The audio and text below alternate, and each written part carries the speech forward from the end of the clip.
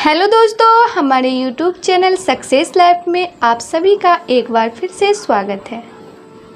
दोस्तों, आप अपनी लाइफ में कुछ नया सीखना चाहते हैं तो चैनल को सब्सक्राइब जरूर करिएगा।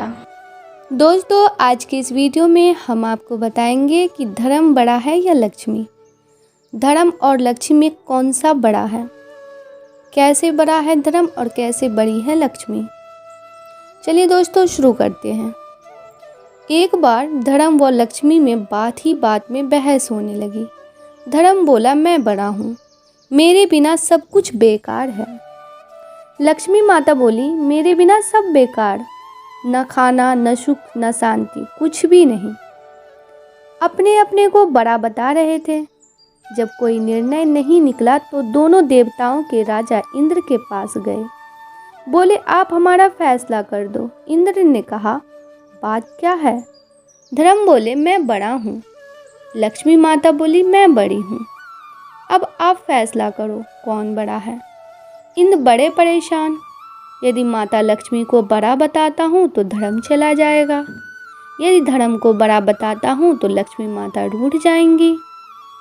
उन्होंने बहुत ही समझदारी से निर्णय लिया, क्योंकि वह किसी को नाराज करके अपना नुकसान नहीं करना चाहते थे। वे बोले, मैं सही गलत का निर्णय नहीं ले पा रहा हूँ, मैं तुमको बताता हूँ। तुम पृथ्वी लोक चले जाओ, वहाँ राजा विक्रम के पास चले जाओ, वे आप लोगों का सही फैसला करेंगे। दोस्तों, धर्म और माता लक्ष्मी पृथ्वी लोक में विक्रम के पास पहुँची और कहा कि आप मेरा फैसला करें। धर्म बोला, हम दोनों में कौन बड़ा है, मैं या लक्ष्मी। दोनों ने अपनी बात कही। लक्ष्मी माता बोली, मुझसे सब कुछ है, धन है, वैभव है, सुख है, समृद्धि है। धर्म बोला, मुझसे सब कुछ होता है, मैं धर्म हूँ। विक्रम ने सोचा, फैसला कठिन है। यदि माता लक्ष्मी को बड़ा कहा तो धर्म चला जाएगा, यदि धर्म चला गया तो सब कुछ बेकार। धर्म को बड़ा कहा तो लक्ष्मी रूठ जाएंगी। बहुत सोच समझकर उन्होंने फैसला लिया, कहा धर्म बड़ा है। बस उसी समय से लक्ष्मी जीत चली गई। विक्रम से बात जानते थे, वे घर से चले दिए। उनके पास धीरे धीरे सब कुछ चला गया। वे अपने घोड़े में बैठकर चल दिए। वे अपनी बहन के घर को चल दिए। जब वे थोड़ा घर के नज़दीक पहुँचे, बहन को उनके सैनिकों ने सूचना दी, आपके भाई आ रहे हैं। बहन ने पूछा, कैसे आ रहे हैं, अकेले? वो फटे हाल में हैं, उन्होंने अस्तबल में ठहराया जाए। उनको अस्तबल में ठहरा दिया गया। उनको खाने के लिए चोकर की रोटी भिजवाई। जब उन्होंने देखा तो रोटी को प्रणाम कर वहीं गाड़ दी। मैं वापसी में आकर ले लूँगा। माता को आपको प्रणाम, और वहाँ से चल दिए। दोस्तों, कुछ दिनों बाद वे अपने मित्र के घर पहुँचे। उनका बहुत स्वागत सत्कार किया।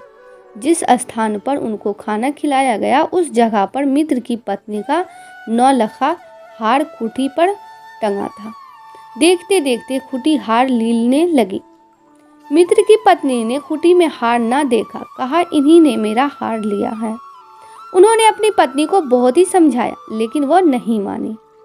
विक्रम ने सफाई नहीं दी, उसी समय वहां से चल दिए। चलते चलते दूसरे शहर पहुंचे। इतने ज़्यादा थक चुके थे कि एक पेड़ के नीचे विक्रम और विश्राम करने लगे। ठंडी ठंडी हवा चल रही थी, उनको नींद आ गई। उधर चोर राजा के खजाने से चोरी कर भाग रहे थे। राजा के सिपाही चोर के पीछे कर रहे थे। सिपाही के डर से चोर चोरी का सामान वहीं पेड़ के नीचे रख कर भाग गए।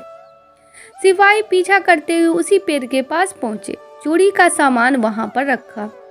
उन्हें चोर समझ राजा के समक्ष पेश किया गया। राजा ने कहा कि इसके हाथ पैर दोनों काट करके बीच चौराहे पर डाल दो।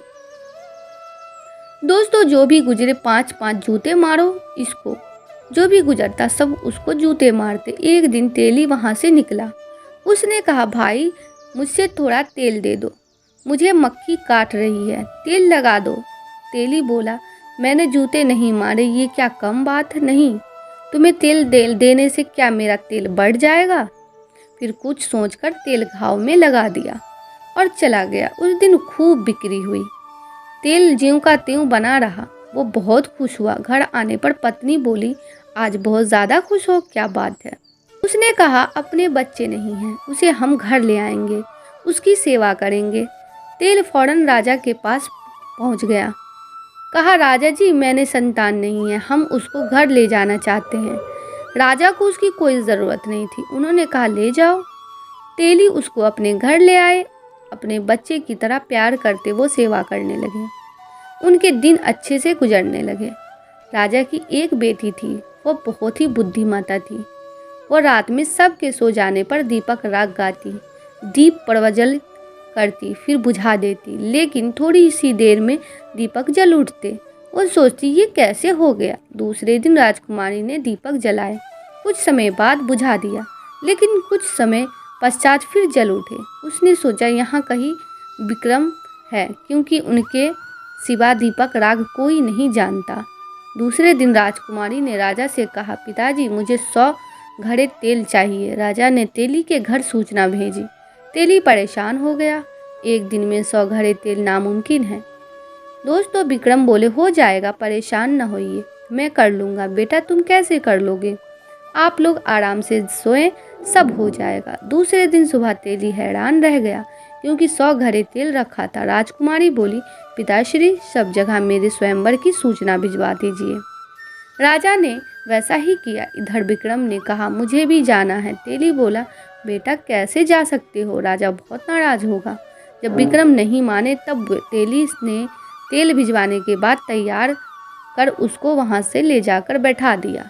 राजकुमारी माला लेकर सब जगह देखती हुई घूमती वहीं पहुंच गई। सब लोग बोले, राजकुमारी की तबीयत खराब है। उसको पानी पिलाया गया, फिर माला दी गई। वह दोबारा घूमती वहीं जाग पहुंची, फिर माला उन्हीं के डाल दी।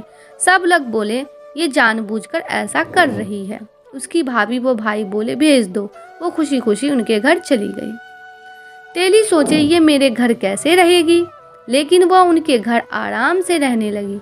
एक दिन विक्रम ने कहा, अपने घर जाओ, उनसे कहना मेरे पति को हिरण का मांस खाना है। वह अपने पति को इनकार न कर सकी। अपनी माँ के घर गई, भाभियों से बोली, मुझे हिरण के मांस खाने की इच्छा है। भाभियाँ बोली, किसी अच्छे आदमी से शादी करनी थी। दोस्तों, बगैर कुछ बोले वो वहाँ से चली गई। जो वहाँ हुआ वो सब सुना दिया। फिर वहाँ जाकर, अब की बार मेरा घोड़ा व तलवार ले आओ, साथ में मेरा रुमाल ले जाओ।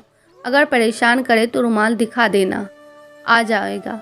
राजकुमारी फिर अपने मायके गई, फिर आ गई। मैं आज हिरण का मांस लेने नहीं आई, मैं उनका घोड़ा व तलवार लेने आई हूँ।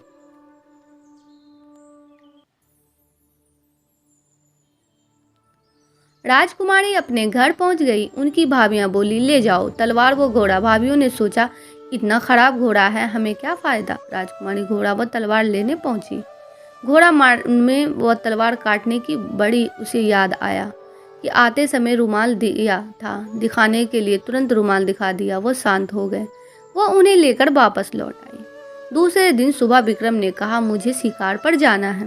वे घोड़े के पास पहुंचे, उसमें बैठने की कोशिश करने लगे। ये देखकर राजकुमारी आंखों में आंसू आ गए। उसने मुंह दूसरी तरफ कर लिया। राजकुमारी के आंसू देख लिए थे, इसलिए घोड़ा दौड़ते हुए वहां से निकल गए। वहां हिरन, शेर व अनेक जानवरों का शिकार किया। उनकी पूंछ व कान काट लिए और वहीं छोड़ दिया। थोड़ी देर के बाद राजकुमार अपने सैनिकों सहित आए। वहां शेर, हिरन, अन्य जानवरों को शिकार के सब देख खुश हुए, शिकारी को धन्यवाद दिया।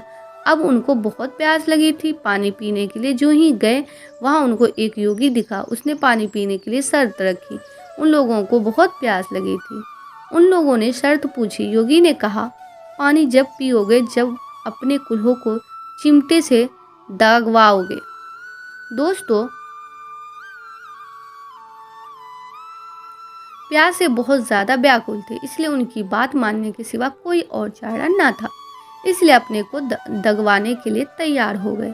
योगी जी ने चिमटे से दगवाने के बाद पानी पिए, फिर घर को प्रस्थान किया। इधर विक्रम घर लौटकर आ गए। राजकुमारी से बोले, अपने घर जाओ। राजकुमारी फिर अपने घर गई। भाभियों ने ताना मारा, आज हिरण के मांस की चाह तुमको यहाँ खींच लाई। हाँ, क्या भाइयों ने हिरण का शिकार किया है? हाँ किया। आप दिखा सकते हैं? क्यों नहीं। शिकार लाकर दिखाया गया। राजकुमारी बोली, इनके कान वो पूंछ कहाँ है?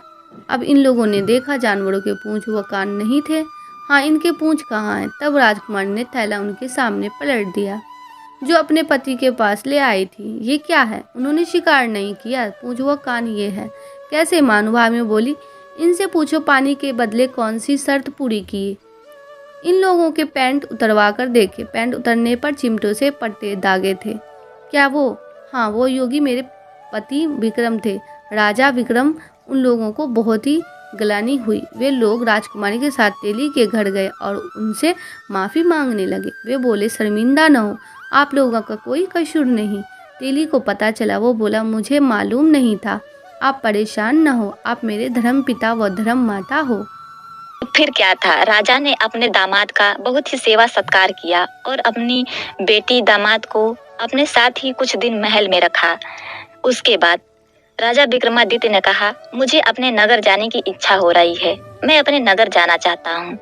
तब राजा ने खूब सारा धन दौलत लाव लश्कर देकर अपनी बेटी को अपने दामाद के साथ विदा किया। रास्ते में आते समय राजा विक्रमादित्य को अपने मित्र का घर मिलता है और वे अपने मित्र के घर जाते हैं।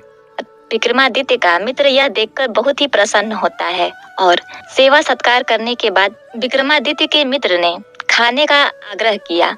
जब खाना लाया जाता है, खाना खाते समय पहला निवाला मुंह में डालते ही वह खूंटी धीरे धीरे हार उगलने लगती है। यह देखते ही उस मित्र की पत्नी हाथ जोड़कर बैठ जाती है, कहती है, हमें माफ करिएगा, हमने सोचा आपने हार को चुराया है। यह 9 लखा हार तो खूंटी पर ही था, खूंटी ही निगल गई थी। मुझे माफ करिए, मैंने आपको चोर कहा, अपने घर से निकाल दिया। तब विक्रमादित्य ने कहा, इसमें आपकी भी कोई गलती नहीं है, ये जो कुछ हुआ मति भ्रमण के कारण हुआ। माँ लक्ष्मी मुझसे रुष्ट थी, इसीलिए हुआ है। और अपने मित्र को क्षमा करते हुए राजा विक्रमादित्य वहां से विदा लेते हैं। जब वो आगे बढ़ते हैं तो उनकी बहन का ससुराल आता है। तब वह अपने बहन के ससुराल जाने की इच्छा करते हैं।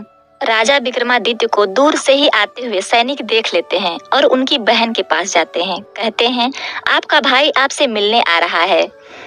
तब उनकी बहन कहती है कि मेरा भाई किस हाल में आ रहा है। तब वो सैनिक कहते हैं कि आपका भाई लाव लश्कर के साथ सजा धजा घोड़े पे बैठ के अपनी पत्नी को लेकर आ रहा है। तब उस रानी ने कहा, मेरे भाई का स्वागत किया जाए, उसे राजमहल में ठहरने का इंतजाम किया जाए। जब राजा विक्रमादित्य अपने बहन के महल में पहुंचते हैं तो उनका खूब आदर सत्कार होता है, उन्हें राजमहल में ठहराया जाता है। राजा विक्रमादित्य अपने बहन का हाथ पकड़ते हैं और उन्हें उसी अस्तबल में ले जाते हैं जहां घोड़े बांधे जाते थे और धरती माता से कहते हैं, हे माँ, मैं आपसे अपनी अमानत लेने आया हूँ, कृपा कर आप मुझे मेरी अमानत दीजिए। यह कहते ही वह धरती फट जाती है, उसमें से रोटी निकल जाता है। उस रोटी को उठाकर राजा विक्रमादित्य कहते हैं, हे बहन, तुमने मुझे अगली बार आने पर इसी रोटी को खाने को दिया था ना।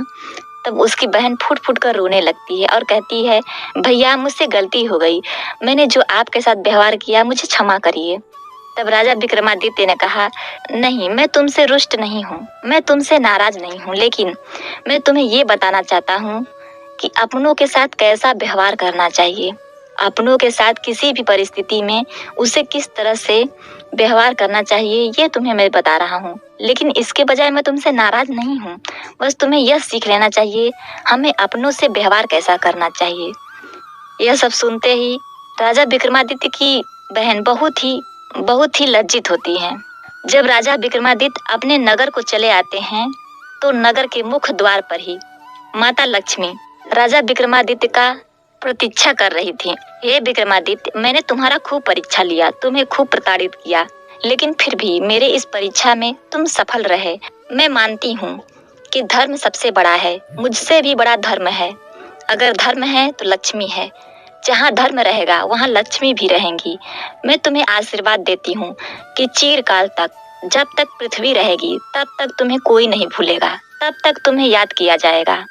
यह आशीर्वाद देते ही माँ लक्ष्मी वहां से अंतर ध्यान हो जाती हैं और राजा का राजमहल राजपाट वापस आ जाता है और राजा विक्रमादित्य अपने महल में सुख चैन से राज्य करने लगते हैं। आज के लिए बस इतना ही। दोस्तों, आपको ये वीडियो पसंद आया है तो लाइक करिएगा दोस्तों को शेयर ज़रूर करिएगा। चैनल को सब्सक्राइब करके बेल आइकन को ज़रूर दबाइएगा ताकि आने वाला वीडियो आपको सबसे पहले मिले। दोस्तों मिलते हैं अगले वीडियो में, तब तक के लिए good bye and thanks for watching my video.